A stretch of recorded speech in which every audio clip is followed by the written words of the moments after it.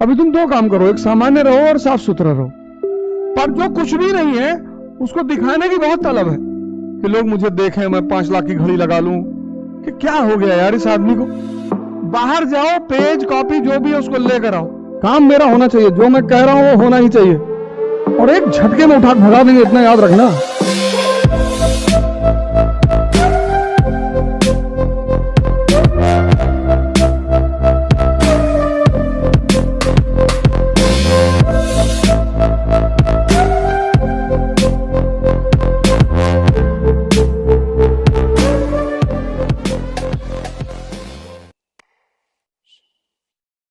सामान्य रहो, सामान्य से कपड़े पहनो, सामान्य से। बहुत अति सामान्य होने की जरूरत नहीं है, कोई बात नहीं।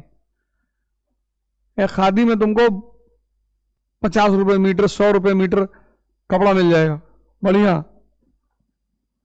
अभी तुम अति सामान्य होने की कोशिश मत करो कि लोग मुझे देखें, मैं 5 लाख की घड़ी लगा लूं, सीके का शर्ट पहन लूं। कोई फायदा नहीं है, अभी कोई फायदा नहीं है। अभी तुम साफ सुथरा रहो, साफ सुथरा रहो और सामान्य रहो, शांत।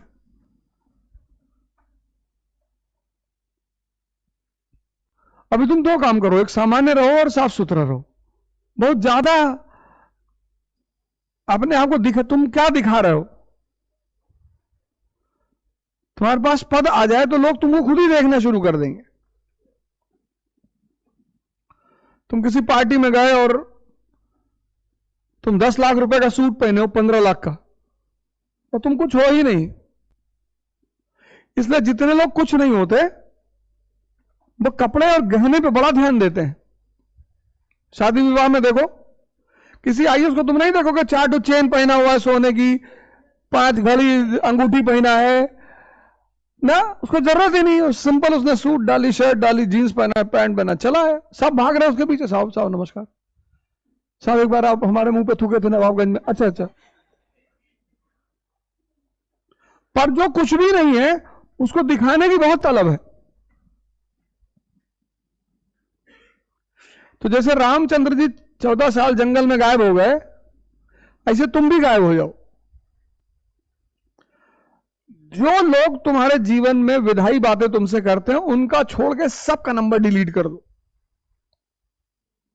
ये तुम्हारे मामा है, बुआ है, फूफा है और तुमसे अच्छी बातें करते हैं, तुम जब उनसे बात करते हो तो तुमसे वो विधायी बातें करते हैं। ये पैरामीटर बनाओ रिश्ता रखने, बाकी सबका डिलीट कर दो। कह दो हमारी नौकरी लग गई HCL में, हम दिल्ली जा रहे हैं, वो हम IAS की तैयारी नहीं करेंगे।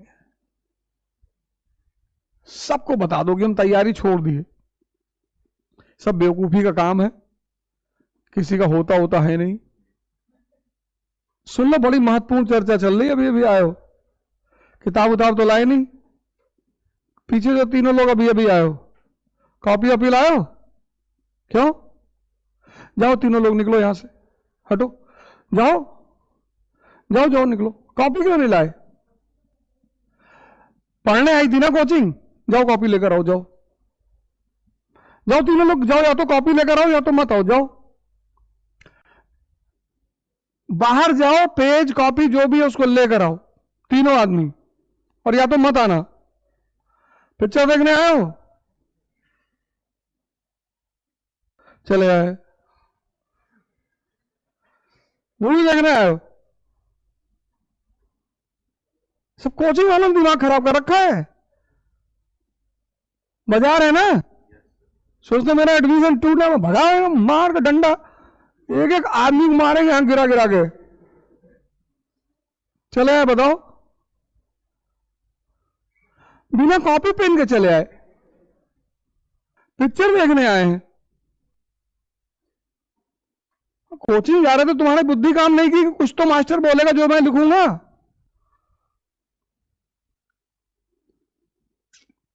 हिम्मत देखो।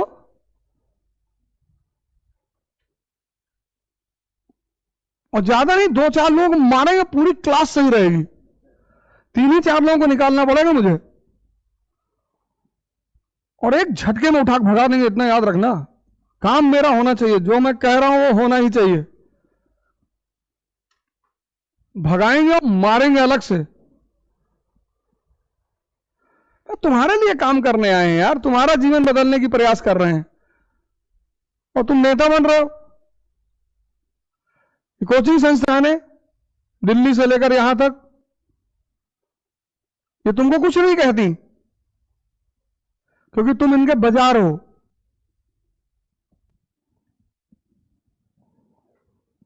क्योंकि तुम इनके बाजार हो, बाजार। एक बार तुम्हारे जेब से पैसा ले लिया बस खत्म। इसलिए देखो, जब तुम एडमिशन लेने जाते हो तो तुम्हारे साथ कितना बढ़िया व्यवहार होता है, मॉल की तरह व्यवहार होता है,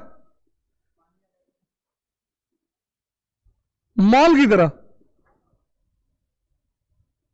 कोई तुमको दुखी नहीं करना चाहता क्योंकि तुम तो जाओगे ही, बाहर जाके 4 लोगों को और मना कर दोगे। लेकिन शुरुआत में ही तो करोगे। एक बार अमृत बहने लगा, रिजल्ट आने लगा, फिर तुम किसी को अगर नुकसान पहुंचाना चाहते हो छोटा सा पहुंचाओगे, उससे ज्यादा नहीं पहुंचाओगे। तुम किसी को मिटा ही नहीं सकते, सिर्फ बना सकते हो। इसलिए जितने लोग दूसरों को मिटाने के चक्कर में वो खुद ही खत्म हो जाते हैं। कुछ चीजें हैं जो भगवान ने अपने हाथ में रखी। नहीं हर पट्टीदार दूसरे पट्टीदार के लड़के को मिटा दे। हमारे गांव में जिस आदमी ने सब लोगों को गांजा पीना सिखाया, सबको, उस आदमी का बच्चा ट्रेन में बैठकर आ रहा था। अक्सर लोगों को आदत होती है ना दरवाजे बैठने की, गिर गए, ये दोनों पैर कट गया 28 साल की उम्र में। दरवाजे के बाहर वो व्हील चेयर होती है ना, उसे बैठे रहते हैं। 28 साल की उम्र का लड़का है, 6 फुट का लड़का, और दोनों पैर कट गया, दोनों। अब सोचो उनके मन पे क्या बीतती होगी। तो मैंने उनसे कहा कि ये दंड है, अभी भी सुधर जाओ।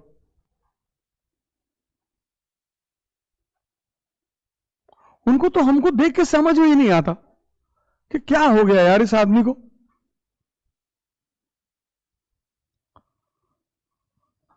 सब वो बेचारे समझ ही नहीं पाते कि इस आदमी को हुआ क्या।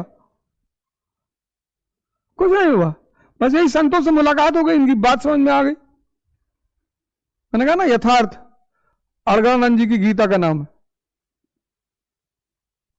और श्री हमारे गुरु जी का नाम है श्रीकांत यादव। 6.5 फीट हाइट है, 85 साल उम्र। क्लास में आ जाएंगे तो देखते ही रह जाओगे ऐसे, इतना तेज है चेहरे पे, 85 साल उम्र।